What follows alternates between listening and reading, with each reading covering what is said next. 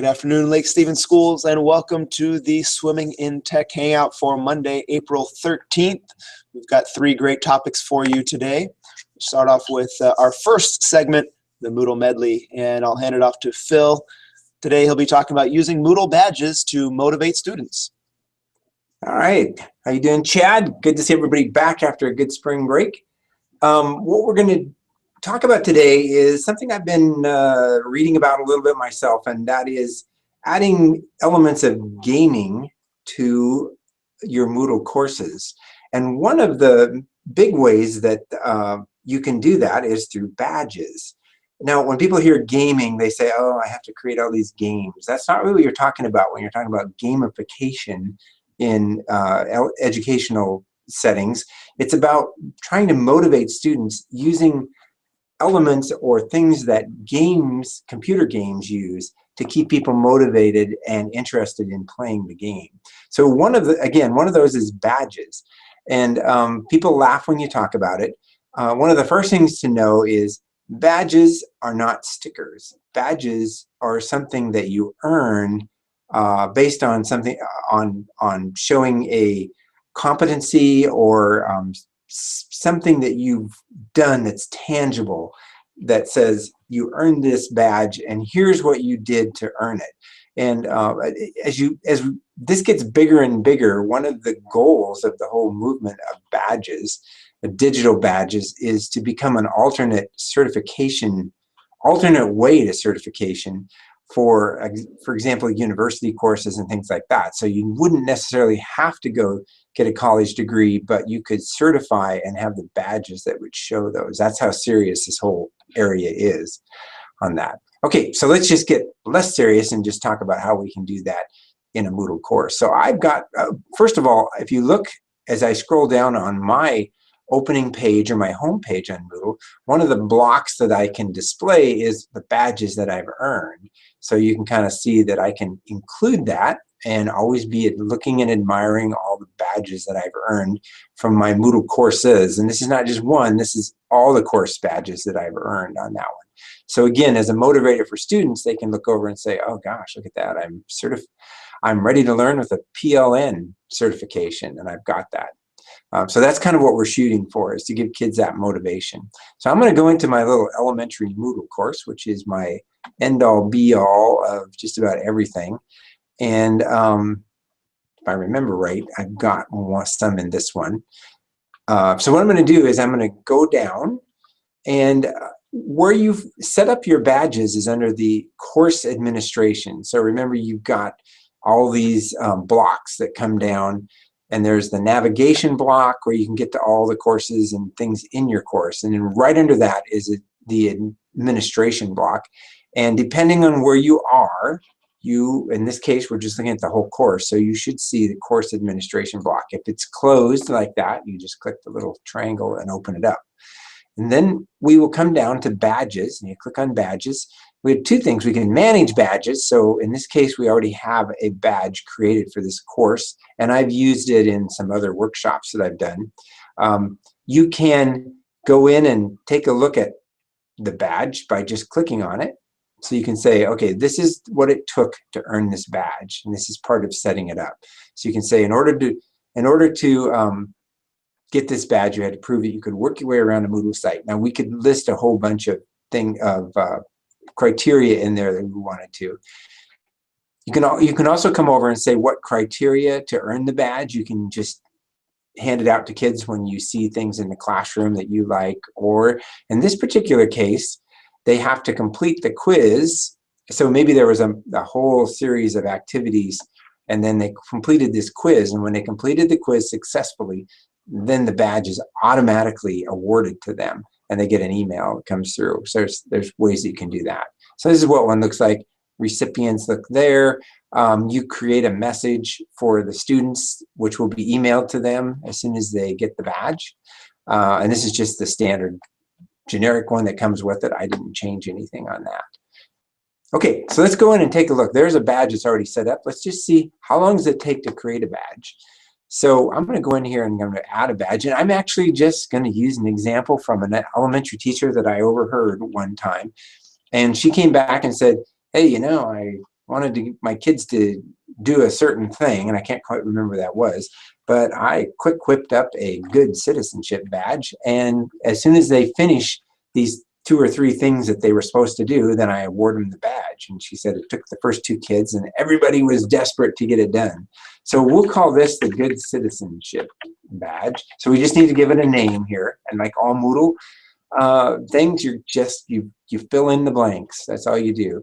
Now under description, in this particular case, a lot of times I list what you needed to do here. So to earn the Good Citizenship Badge,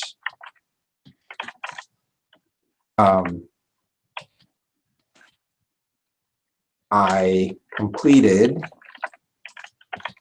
and I could go 1, 2, 3, I can type right, 4 things. So I would just fill these in and say, that's what it took to complete these badge.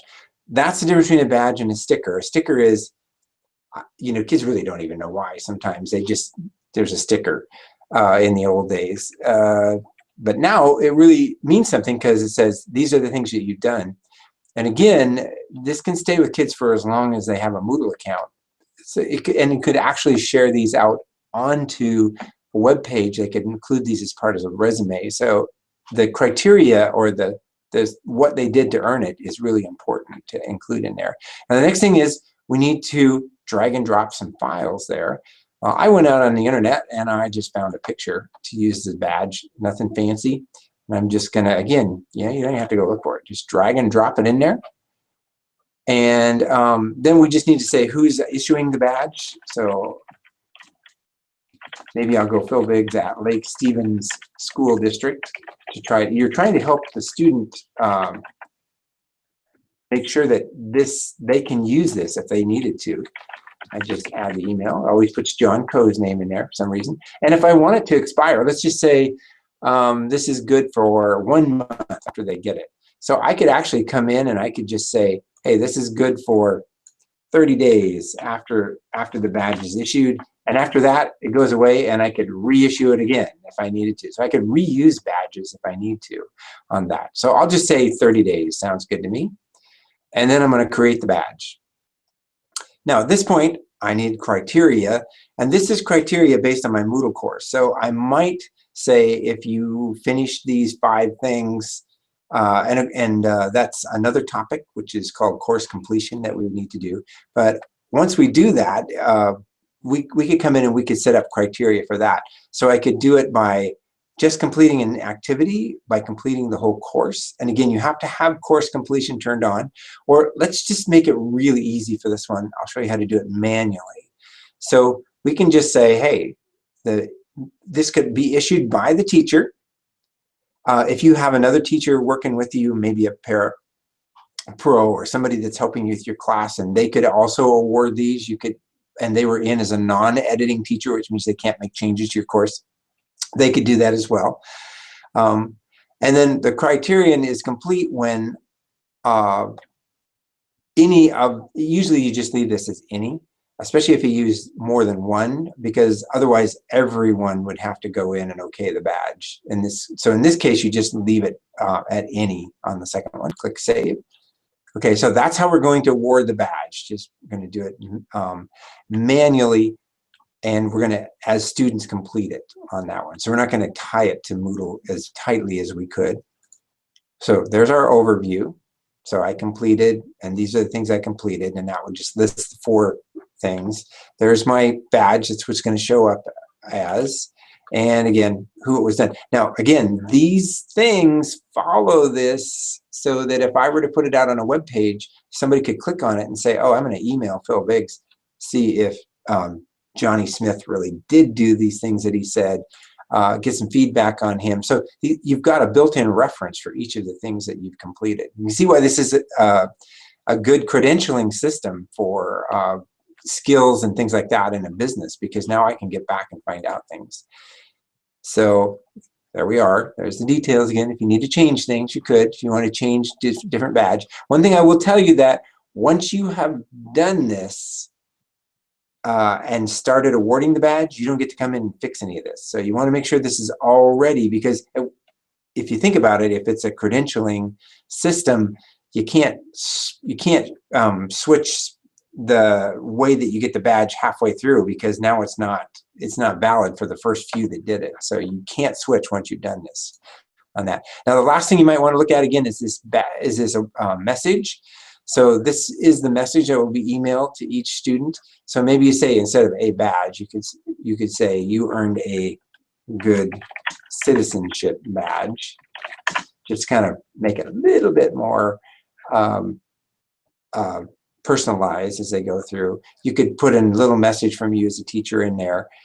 You can attach the badge, which I always do because they want to be able to see it right away. The other thing too is if you've got this happening automatically, you would want to have it notify you. So every time, or you could have on a daily, if you get a high school teacher, you'd probably want to do a daily at the most of who earned badges for that day as they go through.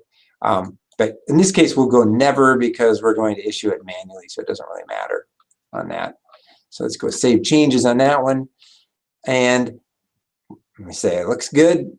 I'm ready to use this badge. And at that point, we click the enable access. This warns you that once you start using it, it's locked, and you can't just stop and start and make changes and start again. So once we do this, it's locked in on that one. Okay, so it is available to users. It's green up here now. And at this point in time, we can go up and we go to our recipients, and we can award the badge to people. And again, remember, we set this to be just awarding. Now, Chad's in here, so I'm going to use him because remember, he's going to get an email about this badge as soon as he does it. So I got to pick somebody who knows what's going on tonight. So we'll click on that, hit award badge, and Chad has now been awarded the badge. And if he goes, yay! You get it? I'm so excited. Cool. You know, if you go check your email, Chad, you should have an email in there that says you've got a good citizenship badge. Phil, it's already here, and here's the email. You have been awarded the badge Good Citizenship. It's even got a little thumbnail of the badge, and I'm gonna scream this from the mountaintops. Facebook, Instagram, Twitter, Google Plus, it's all out there. Awesome. And exactly, you can even put it in your signature of your email if you want to. The other thing that you can do with badges is just a quick aside, or maybe a way to end this whole discussion, is that this can also be tied to a thing called Open Backpack. And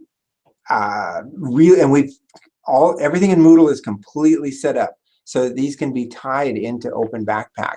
So if I go to my profile and if I go to my badges and look at this point, so these are all my badges. Right down here where it says add to backpack. Now I've had to go in, and it takes a tiny bit of setup, and the student has to have an account on the open badges. So that means we're 13 and above. So this is for CAV in the high school, but kids can go in and they can just really quickly add that to their open backpack. And at that point, so this just opens up a screen like this. Says you're going to send a badge to the open backpack. If I log in, that will add it in there, and that is totally accessible to anybody in the world that I give access. And that's, of course, how I set that up. But it's a great thing to add to in a digital resume, throw it on your LinkedIn page or something like that. This is the certifications that I have. It's a powerful system, but it's also just a great motivator, because kids will work hard to earn these little badges on that one. And it's a great way, you know, hey, this has been pretty tough.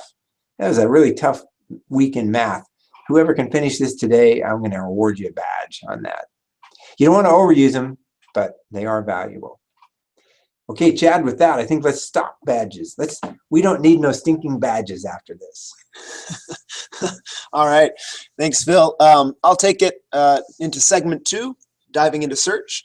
Today we'll be talking about helping students use keywords to search wisely.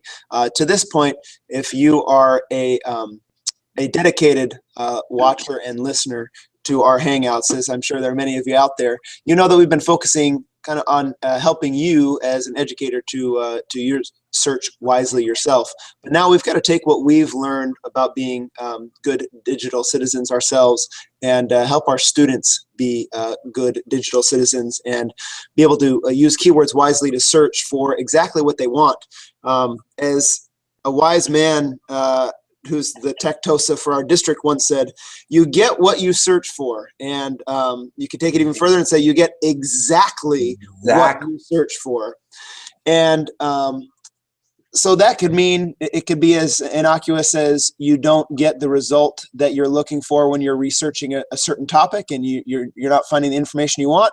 But it could be more, let's see, negative means by, just trying to maybe search for something that you shouldn't be searching for at school, and you will get exactly what you search for.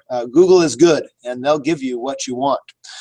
So I'll just start by plugging the digital citizenship curriculum with Common Sense Education at commonsensemedia.org.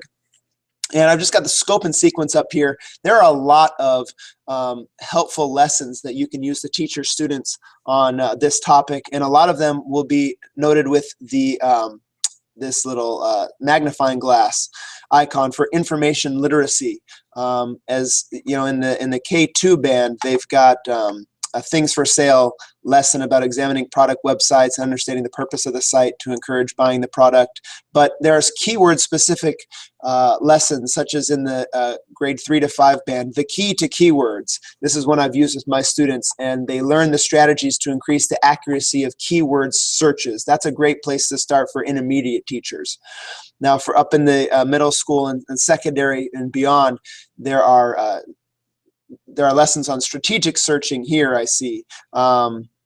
Also, identifying high quality sites. So there's a lot to being a good user of Google that we need to be letting our students know about. So check out some of those lessons. Here in the grades 3 to 5 band, the key to keywords, I've pulled this one up already. And this has a great activity for students just learning how to search wisely. And the lesson gives the students a few questions to research, such as what's the most popular dog breed in America, or what foods are toxic to dogs. And students have to answer that question, but first they can only search Google using one keyword, and then they can try 2 keywords, and then they can search with as many keywords as they want. And the purpose of this lesson is that students figure out that the more keywords you use and the more specific your keywords, the better your results are. You'll get fewer results back, but hopefully they will be more specific and more what you're looking for if you use the correct keywords. For example, one of those questions was, what are the most popular dog breeds? Well, if you type in breed, and you just hit enter now, I don't know what you're going to get, but I wouldn't want to see. And I certainly don't want to click on breeding season or breeding. And so you really want to use as many of the keywords as possible.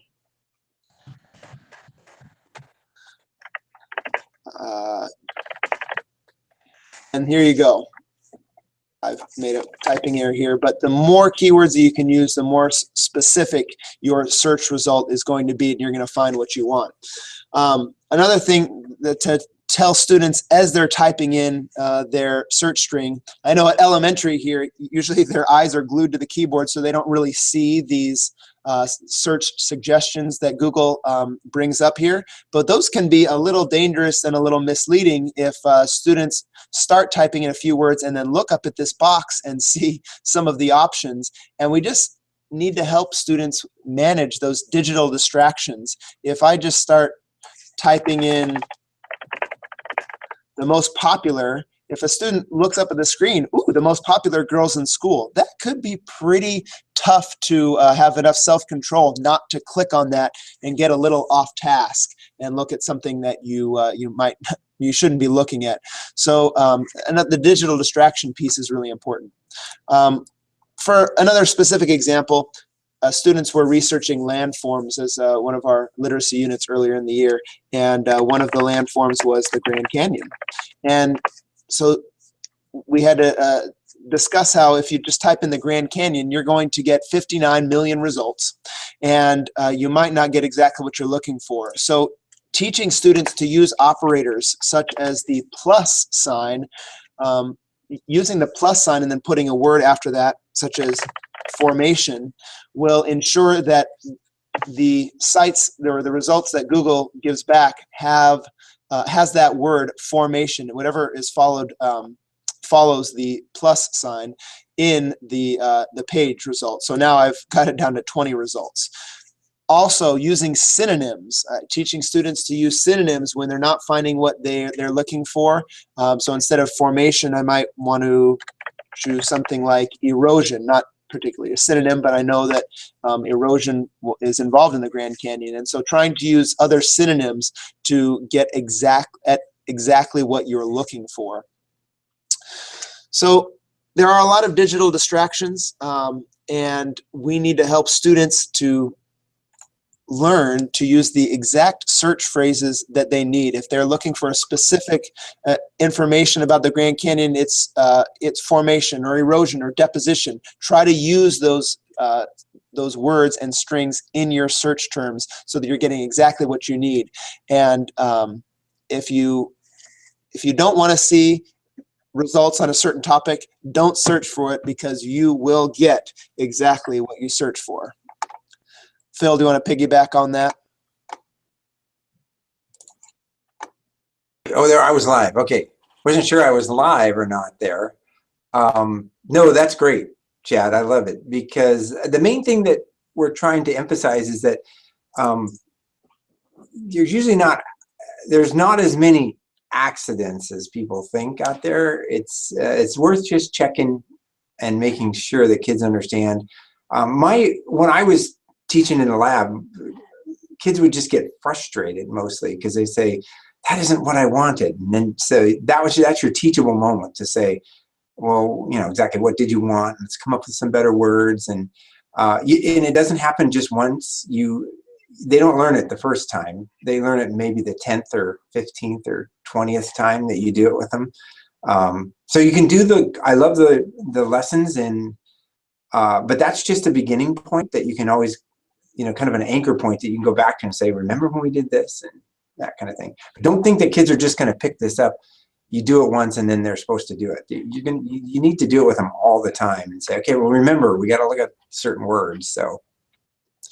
And just like with everything else we do in the classroom, model. Yes.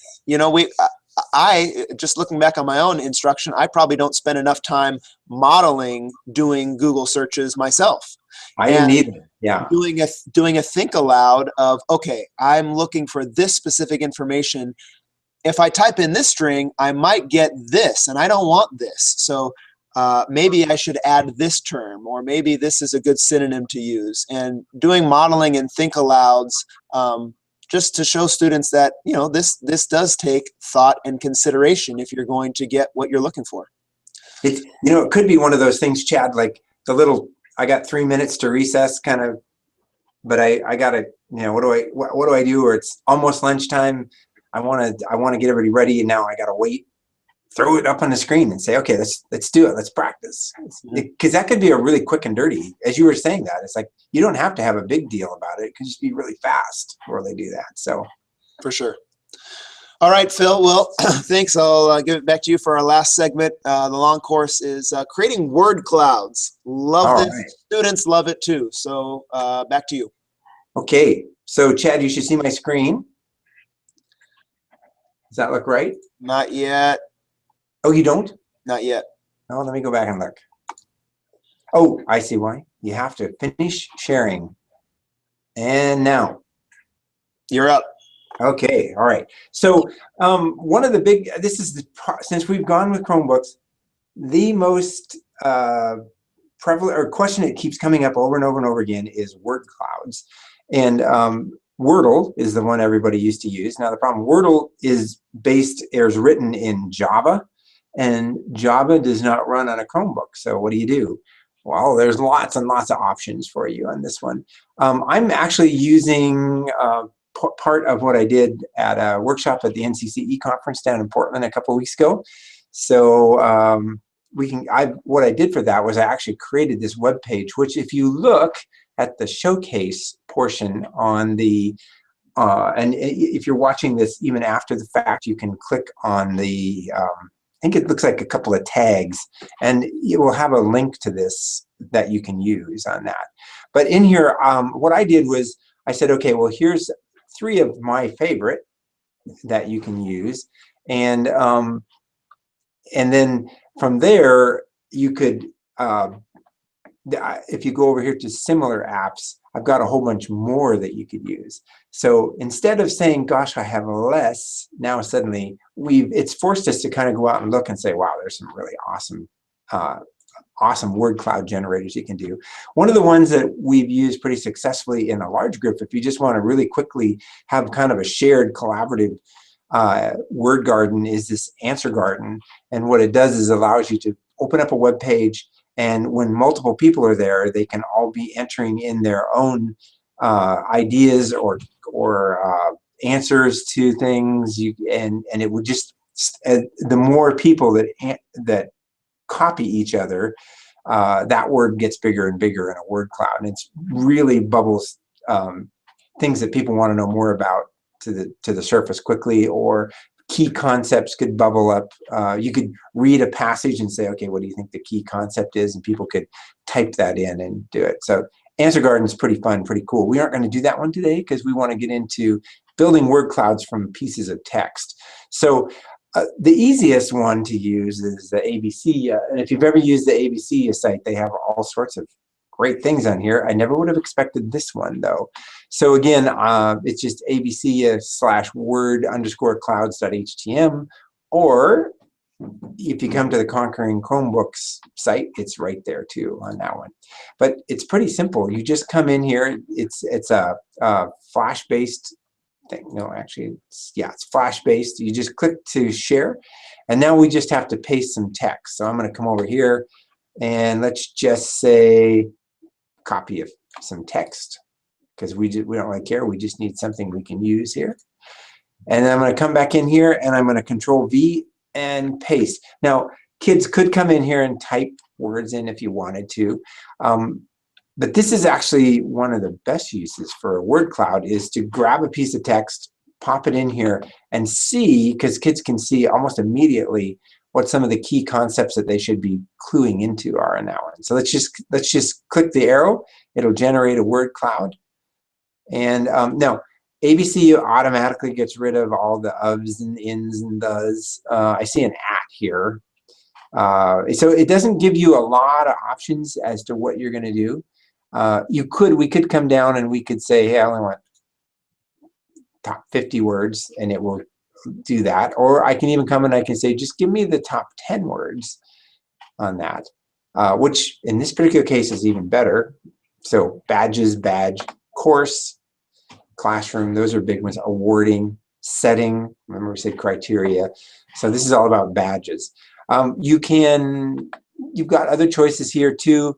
You can kind of like randomize if you want to just let it pick for you and do some things.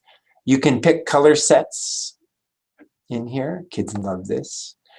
You can change your layout, so you can have more of a random layout, or you can say, hey, I want everything perpendicular, whichever one works for you. And again, kids will love that. You can pick a few fonts. Now, what I like about ABC is it's not overwhelming. There's enough there to make it fun, but there's not so much that you'll spend the rest of the day just picking out things. So you just keep going till you say, I like it. Oh, there you go. Now, the other cool thing is, you could not do this in Wordle, but you can do it in the ABC one, is you can just click Save It, and then save it to, it would be your Downloads folder on a Chromebook, or if you're on a PC like I am, it'll just give you a choice of where you want to save that picture. Really quick, really dirty. When you're done, hit Exit, and it goes back to ABC on that one. Okay, so there's one ABC, fast, quick, just enough options that everybody's happy, but not so many that you as a teacher are ready to tear your hair out. So the other one that has everything under the sun is one, and again, there's other ones out there. These are just ones I like, and I could explain why. ABC doesn't require a login, not collecting one iota of student information. That's what we're looking for to be SIPA compliant. Taggle, what's great about Taggle is that we can use your Google login when you're ready to do it. So if I come into my login here, I can just sign in with my Google account. And the reason we like that is because they can't get anything to it. They can never communicate back with them on that one. And that's really what we're looking for as we do this. So I've signed in with my Google account. You see how easy that is? I'm going to create a new word cloud. And at this point in time, we just come in here, and now lots more options. So you can see that this is not just a quick and dirty, but as you see, there's some pretty cool options. So I've got my text again, so I'll just paste that in there. Nothing really fancy, but notice here we can remove common words. So that's going to get rid of the ats and ands and does. We can remove numbers to get them out of there. And it uses stemming, so it takes its best guess at INGs and things like that to help you out a little bit. Okay, so at that point, what you do is every time you make a change, if you click the visualize over here, it will start to build a web cloud for you on this one. So there's that one. And notice that it's kind of cool because as it's live, as you roll over, you can actually, it's a live web cloud at the same time. So it will enlarge things. So if you're doing this in front of a class, that would be pretty cool too. We can have everything be uppercase. We can capitalize the first word of each sentence if we want to on that one. But here's what's cool is we can change the shape. So if we want it to be a paw, we'll select that one, and we'll click visualize, and kaboom! My word cloud is now in the shape of a paw on that. How about a butterfly? So now we have a butterfly, and you can see how it even did the colors for you. That's pretty cool. Pretty cool. You get some oohs and ahs in the class when you do that one. We could change the font, and this uses the Google fonts out there, so you can see they give you a lot of choices. Let's do Mail Ray, or Stuff Regular. Nice bold font. Click Visualize. Now we've got a nice font on that one. You can change the layout if you want to. Now, and I think this will keep the shape. I hope it does. On that one, yeah. So we've got, you know, a few other things, but I love this live look on it too. So you can come in and see a lot of things. And again, we can do colors if we want to. This is the animation when we roll over. What do we want to have happen? And this, I've really actually never, so if I get rid of that, and at this point we can pick, you know, your color sets if you want to. You can get rid of some colors. You can do, so there's you can change your background color if you want to. This is going to look pretty awful pretty quickly, but let's just come in here, make that a bright yellow on that. So you got to be careful because this can be bad really quickly. This is pretty sophisticated stuff. We can even do the transparency when we do the rollovers. You can see how it's a little transparent underneath. Pretty sophisticated stuff on that one. You can share it via social media kinds of things, but you can also export it if you want to too on that. So I can export it as a PNG file as big as I want. I can get it on a web page. So let's, if I want to embed this on a web page, make sure it's public, just copy that and paste it. I could throw that right into a Moodle page if I wanted to. There's a lot that you can do with this one as you do it with that. And now the other thing you can do is if we save it here, when I come back in, next time I can just open this up. So if I go back to my account, and have to come in here.